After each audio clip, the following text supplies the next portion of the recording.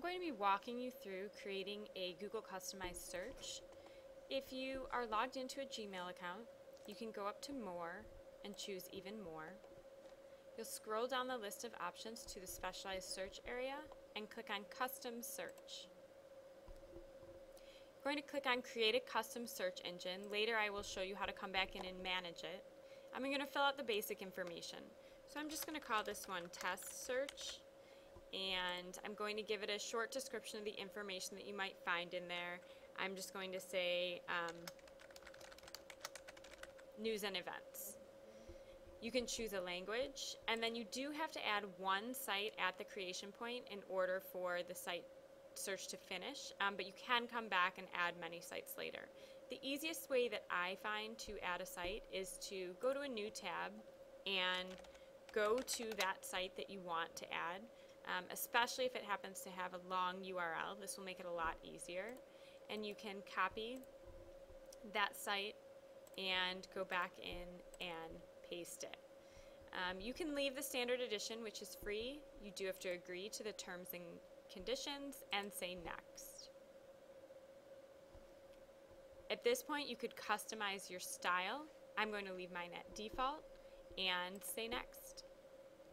And basically your test search, customized search would now be created. This embed code right here could be copy and pasted into a blog or a website that you have. I'm going to go back to Google Custom Search right now to show you how to now manage this site. Once you got back to this screen, you could then say manage your existing search engines, and your test search is now listed there. You could click on it and see what your test search would look like. You also have an address at the top. You also could add this search engine to your blog or web page, and it's going to bring you back to that screen that has the embed code on it. If I then click on Edit this search engine, I now come back to the screen that I had before, although a little bit different. I could change any of my basic information right from the control panel. I can also add sites. If I click on Sites, you can see my one site that I had listed is already there. Now intuitively I would paste another site right here, but that's actually not where you would do it. You're actually going to click on Add Sites, and this is where you would paste an additional URL. And you can define how specific you want to include material from that site. And that would add sites.